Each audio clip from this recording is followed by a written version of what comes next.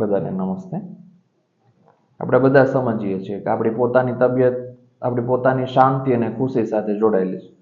જેટલા આપણે શાંત રહી શકીએ અથવા ખુશ રહી શકીએ એટલે આપણી સ્વાસ્થ્યની સ્થિતિ કુદરતી રીતે સારી રહે છે. બધાનો અનુભવ છે. પણ સંજોગો એ બને છે કે એના માટે અભ્યાસ ખૂબ જરૂરી છે. એટલે ખુશ રહેવાનો પણ અભ્યાસ સ્વાસ્થ્ય માટે ફરજિયાત ગણાય. તો એવો શું અભ્યાસ કરીએ તો સરળતાથી આપણે સ્વસ્થ રહી શકીએ? તો એ માટે હૃદયમાં જે અનુભવ થાય એના આધારે જે આપણી આવૃત્તિ ક્રિએટ થાય, સર્જન, ફરિયાદ કે વિનાશ, તો એ જે તે સમયે આપણે જો પોઝિટિવ ફીલ કરશું તો ઉત્સાહ વધશે, વિશ્વાસ અથવા ધીરજ વધશે. અને ક્યાં તો નેગેટિવ ફીલ કરશું તો ડર, નારાજગી ને ગુસ્સો વધે. એટલે સંજોગો ઘણીવાર શું થતા હોય છે કે લાગુ ન પડતું હોય છતાં આપણે નેગેટિવ ફીલ કરી લેતા હોય. તો એ ખુશ રહેવા માટે અથવા તો જે તે સમયે તટસ્થ રહેવા માટેની જે અભ્યાસની સ્થિતિ છે એ અહીંયા રજૂ કરી છે. બધાને એક રિક્વેસ્ટ છે કે ખૂબ ભાવથી, એકાગ્રતાથી સાંભળજો. જો એક ચિત્તથી સંભળાશે તો બ્રેઇન એક્સેપ્ટ કરશે કમાન્ડ અને ખૂબ સારી રીતે આપણે આગળ સ્વાસ્થ્યને ટકાવી શકશું. એટલે એકાગ્રતા વધે એ માટે 3 વાર શ્વાસ લઈ અને સાંભળીએ. 3 વાર શ્વાસ લેવો છે.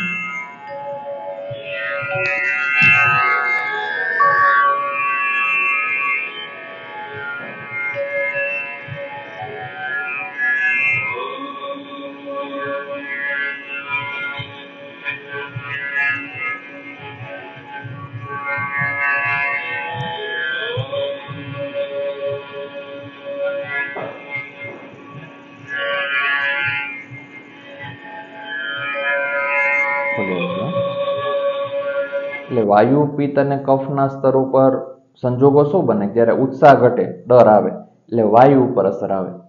વિશ્વાસ ઘટે, નારાજગીઓ ઊભી થાય એટલે પિત્ત દોષ ઉપર અસર આવે.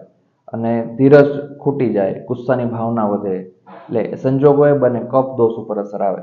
એટલે જે તે સમયે જો એ સાફ ન થાય અથવા 24 કલાકમાં જો રિલીઝ ન થાય તો સિચ્યુએશન એ બને કે એ શરીરના કોષોમાં જમા થાય અને લાંબા ગાળે પછી અવયવનો સમૂહ જે પરિસ્થિતિ તંત્ર બનતું હોય છે, સિસ્ટમ, એને ડેમેજ કરે.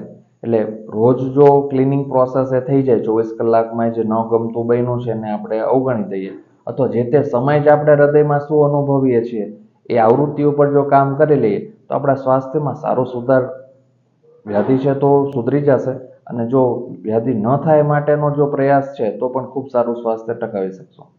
કુદરતી રીતે સ્વસ્થ થવું છે અથવા તો કોઈ પણ ટાર્ગેટ અચીવ કરવો છે, એ માટે એરર શું આવે અથવા શાસ્ત્ર અથવા બધા અનુભવીઓ શું કહે કે ભાઈ આપણે ખુશ રહેવું પડે, આપણે ચિંતામાં નહીં રહેવાનું, આપણે આપણું કાર્ય ઉપર ધ્યાન આપવાનું, ફોકસ્ડ વર્ક કરવાનું. તો એના માટે ઓબ્સ્ટકલ, અટકાવ શું લાગે છે? તો એ કદાચ આ વિચારધારા ઉપર ધ્યાન આપવું પડે. એટલે જે તે સમયે આપણે હૃદયમાં જે અનુભવતા હોઈએ ને એ 2 ટ્રેકમાં ચાલતી હોય સ્થિતિ. ક્યાં તો ઉત્સાહ ચાલતો હોય, વિશ્વાસ ચાલતો હોય અથવા ધીરજ ચાલતી, અથવા તો ડર અનુભવતા હોઈએ, નારાજગી અનુભવતા હોઈએ અથવા ગુસ્સાની ભાવના અનુભવતા હોઈએ. એટલે વિચાર આપણે રજૂ કરીએ, કોઈ ઉદાહરણો વિચારીએ. ધારો કે વિદ્યાર્થીને આપણે એમ કહીએ છીએ કે તારે કેટલા માર્ક આવ્યા, પણ એ સમયે હું હૃદયમાં એવું અનુભવું છું કે આણે મહેનત નહોતી કરી એટલે આને કંઈ માર્ક આવ્યા નહીં હોય. મારો ભાવ એ છે ફરિયાદનો અથવા નારાજગીનો. તો એ પરિસ્થિતિમાં મારા શરીરના અણુઓ નારાજગી અનુભવશે. એના બદલે હું એ વિદ્યાર્થીને રજૂઆત કરું કે બેટા આપણે ટાર્ગેટ રાખ્યો છો, આપણે એટલું ફૂલફિલ કરવું છે, તો મહેનત કરત ને. તો એ વ્યક્તિ પાસે ઉત્સાહ જશે અને મારા હૃદયમાં ઉત્સાહનો ભાવ અનુભવાશે. કોઈ વ્યક્તિને આપણે કહીએ છીએ હવે કેટલી વાર છે જમવાનું, તો એ ગુસ્સો થઈ ગયો, નારાજગી થઈ ગઈ. એના બદલે એને રજૂઆત કરીએ છીએ મને તમે 12:30 જમાડી દેજો. તો એ જે રજૂઆત છે એ રજૂઆત વખતે આપણા શબ્દોની અથવા તો આપણા હૃદયના જે તે સમયના અનુભવની એને આપણે બેકગ્રાઉન્ડમાં પહેલાં ફીલ કરી લઈએ અને પછી વાતની જો રજૂઆત કરીએ તો એ જે ફ્રીક્વન્સી પોઝિટિવ બને છે ને એ ફ્રીક્વન્સી જ આપણને સ્વસ્થ કરી દે. એ જે તરંગોના કંપનો નિર્માણ થાય એ જ આપણને સ્વસ્થ કરે. પણ કદાચ આપણે આના ઉપર ધ્યાન આપી શકતા નથી અથવા આપતા નથી. 2 કારણો છે. જૂની ઘડ પડી ગઈ હોય મગજની કે ત્યાં ધ્યાન નહીં આપવાનું, હું ઘણી બધી વાર નિરીક્ષણ કરું, ઘણા ડૉક્ટર સાહેબ કહે કે ભાઈ તમને પેટમાં તકલીફ નથી, તમને અહીંયા મગજની તકલીફ છે. વાત સાચી, પણ એને કેમ મહેનત કરવી? તો એ કદાચ આવી પરિસ્થિતિ વિચારી શકાય કે જ્યારે કોઈ પણ વ્યક્તિ સાથે વ્યવહાર કરીએ છીએ ત્યારે હૃદયમાં જે અનુભવાય છે ઉત્સાહ, વિશ્વાસ, ધીરજ અથવા તો ડર, નારાજગી, ગુસ્સો, એ જે કંપનો બને એ જ શરીરમાં સ્ટોર થાય અને એના આધારે નવી ઘટના બને. એટલે પરિસ્થિતિ એ બને છે કે આપણે જ્યારે વિચારીએ અથવા બોલીએ ત્યારે એ જે સાઉન્ડ જનરેટ થાય એના આધારે શરીરમાં, એ શબ્દોની ભાવનાના આધારે શરીરમાં લોહીનું પરિભ્રમણ થાય છે. એ લોહીનું પરિભ્રમણ જો નુકસાન સાથે થાય છે અથવા લોહી બળે છે, જીવ બળે છે, તો એ પરિસ્થિતિને આપણે ત્યાંથી સોલ્વ આઉટ કરવી પડે ને.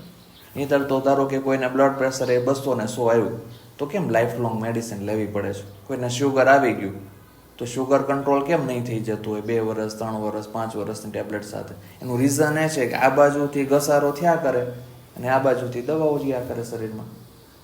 પણ જો આપણે આ હૃદયના અનુભવ પર ધ્યાન આપી દઈએ તો ટૂંકા ગાળામાં કદાચ એલોપેથી, આયુર્વેદ, હોમિયોપેથી જે અનુકૂળ દવા છે એ લેવાથી સુધારો આવી જાય. એટલે જે તે સમયમાં, જે તે દિવસે, એ 24 કલાકમાં આપણે આખા દિવસમાં શું અનુભવ્યું, દુઃખ અનુભવ્યું કે ખુશી અનુભવી, એનું જો એક સેલ્ફ ટોક કરી લઈએ, આખા દિવસની દિનચર્યાને જો એનાલિસિસ કરી લઈએ તો એ ઓટો મોડમાં સ્વાસ્થ્ય આપણને મળી જાય. એટલે ભગવાન શંકરાચાર્ય અથવા તો આપણા શાસ્ત્ર, આયુર્વેદના શાસ્ત્રોની પણ એ જ રજૂઆત છે કે જો આત્મશુદ્ધિ ઉપર ધ્યાન આપીએ આત્મનિરીક્ષણ થકી તો એ પ્રસન્નતાના અણુ ઊભા કરે અને પ્રસન્નતા પછી સ્વાસ્થ્ય ઊભું કરે. એટલે પ્યુરિફિકેશન, સેલ્ફ રિયલાઇઝેશન અને એનર્જાઇઝેશન. ઉર્જા નિર્માણ માટે શુદ્ધિ ફરજિયાત છે. જે તે સમયે આપણા હૃદયમાં જે અનુભવ થાય છે એ અનુભવને યોગ્ય કરવો એ ફરજિયાત કાળજી ગણાય.